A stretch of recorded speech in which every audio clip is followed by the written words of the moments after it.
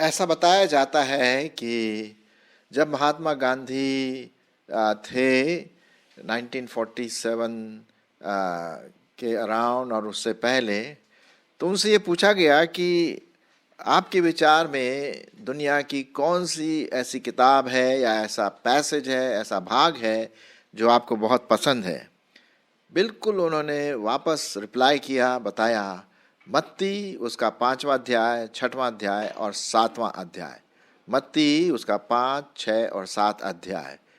इसको हम पर्वतीय उपदेश के रूप में भी जानते हैं। और गांधी जी ने ये कहा था कि यदि विश्वासी क्रिश्चियन लोग अगर इसको प्रैक्टिस करें तो बहुत कुछ बदला जा सकता है। बहुत अच्छी बात कही उन्होंने। और आज मैं इसी से संबंधित आपके सामने कुछ बातें रखने की कोशिश करूंगा। हालांकि मैं 5, 6, 7 पूरा तो नहीं करूंगा, लेकिन विशेष करके मत्ती उसका 5वां अध्याय और उसका 1 से 11 आपके लिए पढ़ूंगा, जिसको हम धन्य वचन के रूप में भी देखते हैं। धन्य वचन, प्रभु यीशु मसीह के धन्य वचन, क्योंकि इसमें ज़्यादातर धन्य शब्द बहुत बार आया है। और उसी के बारे में हम देखेंगे कि कैसा एक व्यक्तित्व अपने आप को तोड़े, अपने आप को बिल्कुल परमेश्वर के सामने नम्र बनाए और किस प्रकार से वो परमेश्वर की महिमा अपने जीवन के द्वारा कर सकेगा। लेकिन इससे पहले मैं आपके लिए पढ़ना मांगता हूँ मत्ती उसका 5 अध्याय 1 से 11। सुनिए वचन। वह इस भीड़ को देखकर पहाड़ पर चढ़ गया और जब बैठ गया तो उसके चेले उसके पास आए और वह अपना मुंह खोलकर उन्हें यह उपदेश देने लगा, धन्य है वे जो मन के दीन है, क्योंकि स्वर्ग का राज्य उन्हीं का है। धन्य है वे जो शोक करते हैं, क्योंकि वे शांति पाएंगे। धन्य है वे जो नम्र हैं, क्योंकि वे पृथ्वी के अधिकारी होंगे। धन्य है वे जो धार्मिकता के भूखे और प्यासे हैं, क्योंकि वे तृप्त किए जाएंगे। धन्य है वे जो दयावंत हैं, क्योंकि उन पर दया की जाएगी। धन्य है वे जिनके मन शुद्ध हैं, क्योंकि वे परमेश्वर को देखेंगे। धन्य है वे जो मेल करवाने वाले हैं, क्योंकि वे परमेश्वर के पुत्र कहलाएंगे। धन्य है वे जो धार्मिकता के कारण सताए जाते हैं, क्योंकि स्वर्ग का राज्य उन्हीं का है। धन्य हो तुम जब मनुष्य मेरे कारण तुम्हारी निंदा करे, सताए और झूठ बोल बोलकर तुम्हारे विरोध में सब प्रकार की बुरी बातें कहें। कितनी अच्छी बात परमेश्वर के वचन में हम देखते हैं। विशेष करके आजकल के ज़माने में जब सब जगह वॉर हो रहा है, लड़ाई झगड़े हो रहे हैं, कन्फ्यूजन है, किसी भी प्रकार की शांति नहीं है। और यहाँ पर परमेश्वर अपने पुत्र के द्वारा ये बताना मांगते हैं कि एक विश्वासी को, एक प्रभु को प्यार करने वाले को उसका जीवन कैसा होना चाहिए। ये वो अपने चेलों को उपदेश दे रहे थे और शायद दूसरे और भी लोगों को, भीड़ को भी देख करके उपदेश दे रहे थे कि तुम लोगों का जीवन कैसा होना चाहिए। एक बदला हुआ जीवन, एक आशीष वाला जीवन, आशीष देने वाला जीवन। तो आइए हम जरा देख लेते हैं धन्य वचनों के बारे में। पहली बात हम देखते हैं यहाँ पर कि जो धन्य जो शब्द है उसका मतलब कितना खुशकिस्मत है, कितना ब्लेसेड है। इंग्लिश में शब्द आया ब्लेसेड वर्ड। कितना धन्य है, कितनी अच्छी बात है, ये यहाँ पर इसका मतलब है। तो आइए कुछ धन्य वचनों को हम देख लें। पहली बात देखते हैं 3 पद में। अब वो पाया जाता है, धन्य है वे जो मन के दीन हैं, क्योंकि स्वर्ग का राज्य उन्हीं का है। आपको पता है, दीनता, नम्रता आज हमारे मसीही जीवन में, पारिवारिक जीवन में, सामाजिक जीवन में, व्यक्तिगत जीवन में अत्यंत आवश्यक है कि मैं अपने मन को तोड़ूं। जैसा कि आज हम देख रहे हैं, जो हमारा शीर्षक है टूटा व्यक्तित्व, और ये सबसे पहला धन्य वचन है, टूटा व्यक्तित्व। और ये व्यक्ति, जैसे कि आप पिक्चर में भी देख रहे हैं, एकदम झुका हुआ है, उसका मन प्रायश्चित से भरा हुआ है, नम्र है परमेश्वर के सामने। तो धन्य है जो मन के दीन है, क्योंकि जो प्रभु में नम्रता है, बातचीत करने में, मानसिकता में, दूसरों के साथ व्यवहार करने में, घमंडी नहीं कि मैं नहीं, जो मन के दीन है, जो व्यक्ति मन का दीन होता है, नम्र बनता है, वो परमेश्वर को भाता है। और उन्हीं लोगों के लिए परमेश्वर के राज्य में जगह है, क्योंकि स्वर्ग का राज्य उन्हीं का है। अगर आप स्वर्ग के राज्य को चाहते हैं, यदि हम स्वर्ग के राज्य को चाहते हैं, तो ये बहुत ज़रूरी है कि हम मन में दीन हो। मन में पहले दीन होना, फिर बाहर अपने जीवन के द्वारा, बोल चाल के द्वारा, कार्यों के द्वारा हम दूसरों को दीनता के बारे में सिखा सकते हैं। और सबसे बड़ा दीनता का जो एग्जाम्पल आप जानते हैं, प्रभु यीशु मसीह जो अपने आप को क्रूस पर चढ़ा दिया, एक एग्जाम्पल बना, एक आदर्श बना, ठीक है। तो उस दीनता की बात हम देख रहे हैं। तो आपको और मुझको क्या होना है? दीन बनना। दूसरी बात क्या लिखा हुआ है? चौथे पद में हम देखते हैं, धन्य है वे जो शोक करते हैं, क्योंकि शांति पाएंगे। शोक करने का मतलब यहाँ पर अपने आप को निचोड़ लेना है, अपने आप को ज़्यादा नहीं समझना, अपने आप को दूसरों के प्रति एक प्रायश्चित मन रखना, जो कि पहले से ही कनेक्टेड है। पहला जो शब्द है ना, नम्रता से संबंधित, उसी से जुड़ा हुआ है। जो शोक करते हैं, शोक करने का मतलब अपने पापों से संबंधित शोक करते, यार मैंने बहुत बड़ा पाप किया, प्रभु मुझे तू क्षमा कर। दूसरों के साथ जो शोकित हैं, उनके साथ अपना मन को भी शोकित दिखाना, ये भी एक बहुत इम्पोर्टेंट, क्योंकि जो शोक करते हैं, पापों से पश्चाताप करते हैं, क्या लिखा हुआ है? वे शांति पाएंगे। फिर लिखा हुआ है पांचवा पद, धन्य है वे जो नम्र है, क्योंकि वे पृथ्वी के अधिकारी होंगे। अब देखिए, ये जो पांचवा पद है और तीसरा पद है, दोनों एक तरह से मिला जुला है, मन के दीन और नम्र होना। दो बार क्यों लिखा गया? ताकि हम फिर भी दोबारा अगेन एंड अगेन हम देखें कि नम्रता कितना इम्पोर्टेंट है। प्रभु को हम बढ़ाएं, अपने आप को घटाएं, है ना। एक जगह पे क्या लिखा हुआ है कि प्रभु बढ़े और हम घटें। ये टूटा हुआ मन, ये टूटा हुआ व्यक्तित्व की एक निशानी है। आपके जीवन की, मेरे जीवन की ये निशानी बहुत ज़रूरी, क्योंकि परमेश्वर के वचन में लिखा है, धन्य है वे जो इस प्रकार की बातें करते हैं, क्योंकि पृथ्वी के अधिकारी होंगे। हाँ और ये रिवॉर्ड, ये परमेश्वर आपको और मुझको फल देगा। चलिए आगे बढ़ते हैं। छठवां पद में लिखा हुआ है, धन्य है वे जो धार्मिकता के भूखे और प्यासे हैं, क्योंकि वे तृप्त किए जाएंगे। आप अच्छी तरह से जानते हैं, हमको भूख बहुत लगती है, मुझे भी बहुत भूख लगती है, आपको भी लगती है, प्यास भी लगती है।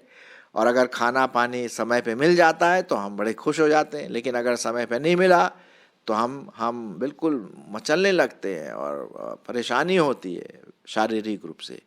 उसी प्रकार से धार्मिकता के भूखे और प्यासे, कहने का मतलब परमेश्वर के वचन के भूखे प्यासे, परमेश्वर के साथ संगति बिताने के भूखे प्यासे, प्रार्थना करने में भूखे प्यासे, कि वो एक तरह जब तक वो प्रार्थना ना कर लें, जब तक वो प्रभु के साथ संगति न कर लें, जब तक वो परमेश्वर के वचन को अपने जीवन में ढालें या उसको पढ़ें, तब तक उनको शांति नहीं मिलेगी। हाँ, तो यहाँ पर हम वो बात देखते हैं प्रियो, कि जो धार्मिकता के, परमेश्वर के वचन के अनुसार चलने के लिए जो बिल्कुल ललायित रहते हैं कि काश मैं प्रभु के समान चल पाता, काश मैं प्रभु के समान चल पाती, भूखे और प्यासे हैं। क्यों? क्योंकि वे तृप्त किए जाएंगे। तो ये धन्य वचन है, बहुत अच्छे वचन है। हम कई बार इसको पढ़ते हैं लेकिन शायद उतना ध्यान नहीं दे पाते। मेरे साथ कभी कभी ऐसा होता है कि हम पढ़ लेते हैं भाई बहुत अच्छा, लेकिन इसको अगर एक एक वचन को हम अपने जीवन में ढालने की कोशिश करें तो परमेश्वर हमें तृप्त करेगा, है ना। सेटिस्फाइड, जिस सेटिस्फैक्शन जिसे कहते हैं, संतुष्टि देगा। आगे और क्या लिखा हुआ है 7वें पद में, धन्य है वे जो दयावंत है, क्योंकि उन पर दया की जाएगी। अब दयावंत का मतलब है कि ये भी पहले और तीसरे पद से कनेक्टेड है कि जो दीन होते हैं ना, जो नम्र होते हैं ना, वो दयावंत भी होते हैं, पक्की बात है।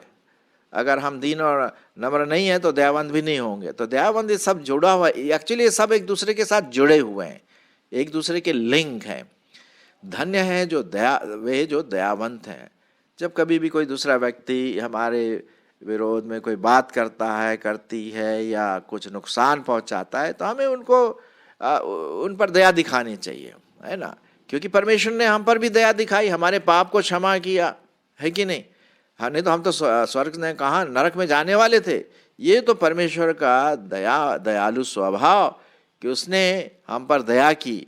तो जिस प्रकार परमेश्वर ने हमको दयावंत दिखाई अपने जीवन के द्वारा, उसी प्रकार से मैं भी दूसरों को दयावंत बनूं, दूसरे के लिए आशीष का मैं कारण बनूं।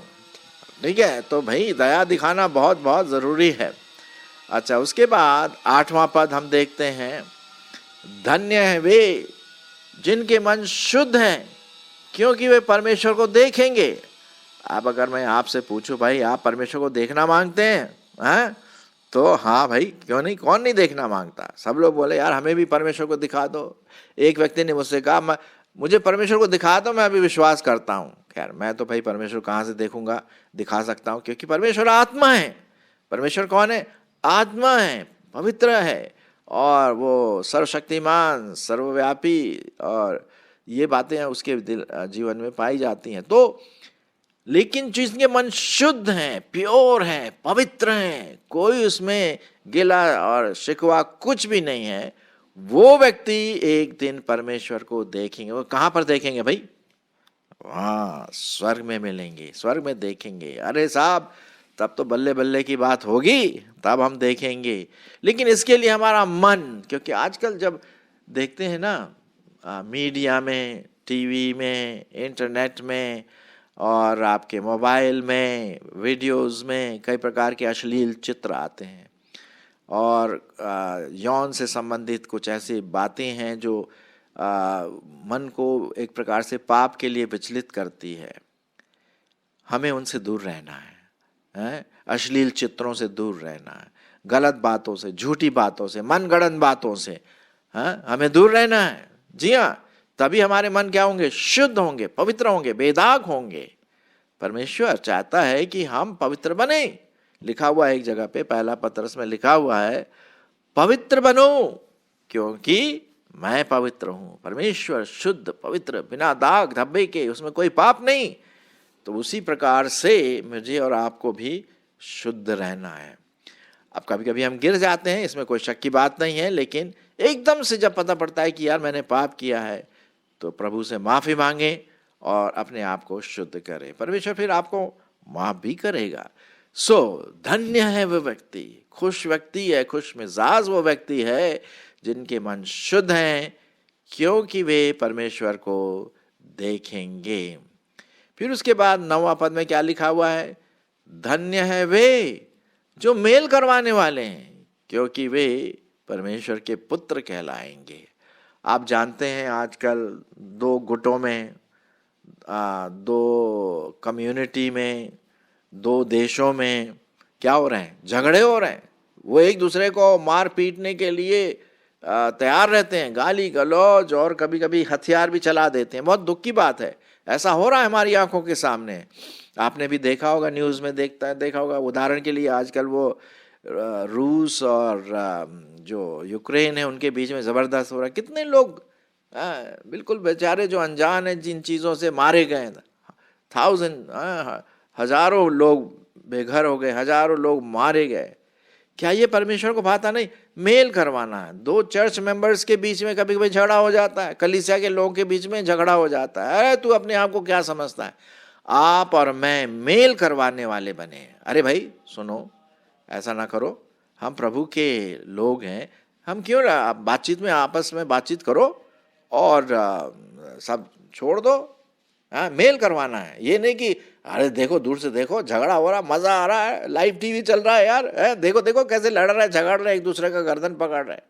नहीं नहीं नहीं, कभी कुछ लोग ऐसा करते हैं, कुछ लोग झगड़ा करवा लेते हैं और दूर से बैठ करके मजा लेने की कोशिश करते हैं।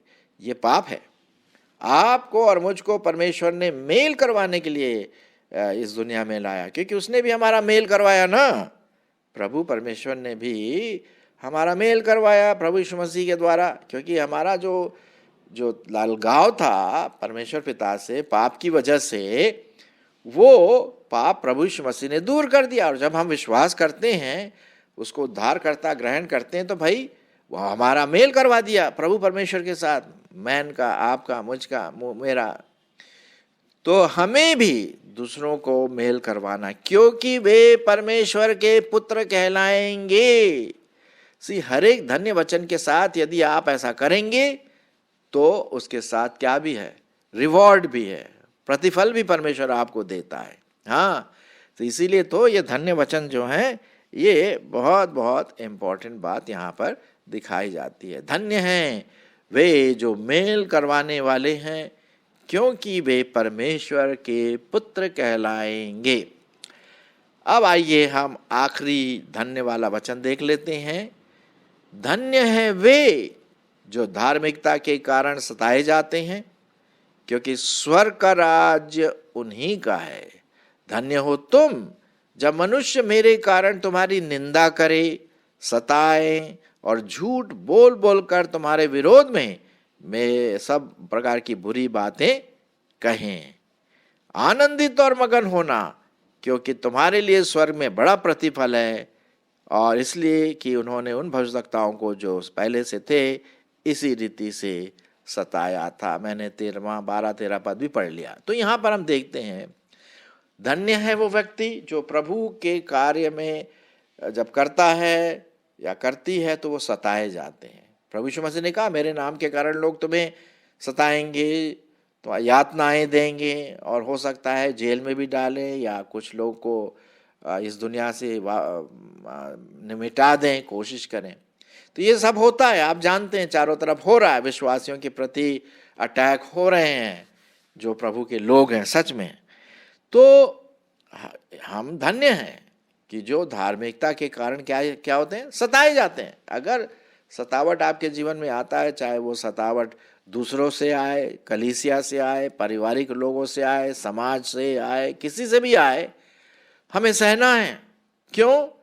क्योंकि जो लोग ऐसे सहते हैं वे धन्य व्यक्ति हैं, क्योंकि स्वर्ग का राज्य उन्हीं का है। आपको पता है, जो स्टीफन था, स्टीफनुस, जो पहला शहीद कहलाया गया, लोगों ने उसको सताया। ये हम पढ़ते हैं प्रेरितों के काम और उसके 6-7 में ऐसे पढ़ते हैं कि लोगों ने उसको मारा, पीटा, पत्थरवाह किया, और जब तक वो पत्थरवाह करते रहे जब तक कि वो मर नहीं गया। और जब वो मरने वाला था, उसने कहा, मैं स्वर्ग को खुला हुआ देख रहा हूँ और प्रभु यीशु मसीह को दाहिने हाथ में, परमेश्वर के दाहिने हाथ में बैठा देख रहा हूँ। वो खड़ा हुआ प्रभु यीशु मसीह उसको लेने के लिए। तो स्वर्ग का राज उन्हीं का है। तो मेरे प्रियो, जब भी दुख, मुसीबत, यातनाएं, सताव और इस प्रकार की बातें आती हैं, तो मसीह के कारण, पाप के कारण आती है, तो भाई ये तो आपकी जिम्मेदारी है? वो तो बात अलग है। लेकिन अगर मसीह बनने के लिए, मसीह का काम करने के लिए लोग आपको सताएं, आप और मैं धन्य हैं। तुम्हारी निंदा करेंगे, सताएंगे, झूठ बोल बोल कर तुम्हारे विरोध में सब प्रकार की बुरी बातें कहेंगे, बोलने दो। वो अगर बोल दिया ना कि जेल में भी डाल दो भाई। हमारा जो जीवन है वो इस पृथ्वी में कहाँ है, ये तो थोड़े समय का है, एक दिन जाना है वैसे ही। लेकिन हम अंत तक धीरज धरे रहें तो हमें क्या मिलेगा? जीवन का मुकुट। प्रकाशित वाक्य में इस प्रकार से लिखा हुआ है, और इसीलिए लिखा हुआ है 12वें पद में क्या लिखा है? आनंदित और मगन होना, क्योंकि तुम्हारे लिए स्वर्ग में बड़ा प्रतिफल है, इसलिए कि उन्होंने भविष्यवक्ताओं को जो तुमसे पहले थे इसी रीति से सताया था। जितने जो पुराने नियम के भविष्यवक्ता, उनको भी बहुत सताया, और क्या बोलते हैं, अपोस्तल पौल को भी सताया, पौलुस को भी सताया, और साधु सुंदर सिंह को भी सताया, जो प्रभु के लोग थे। आपको और मुझको शायद सतावट मिल रहा होगा, मुझे तो खैर उतना नहीं है, लेकिन शायद आप में से कोई ऐसे व्यक्ति होंगे जो उल्टी सीधी बात, समाज आपके विरोध में, परिवार आपके विरोध में होगा। कोई बात नहीं, धन्य, प्रभु का धन्यवाद करो, प्रेज द लॉर्ड। परमेश्वर आप उनको आशीष दें परमेश्वर की तरफ से, भाई तुम्हें करना करो, लेकिन हम तुम्हारे लिए प्रार्थना करेंगे। तो क्या है, आप प्रभु के लिए सताए जा रहे हैं, आपके लिए बड़ा भारी प्रतिफल है। तो आज हमने देखा वो धन्य वचन, टूटा हुआ मन, टूटा व्यक्तित्व। यदि हम नम्र रहें प्रभु के सामने और इन सब बातों को करें, तो परमेश्वर का जो प्रतिफल है वो ज़रूर आने वाले समय में और विशेष करके स्वर्ग में हमारे लिए बहुत आयत रूप से है।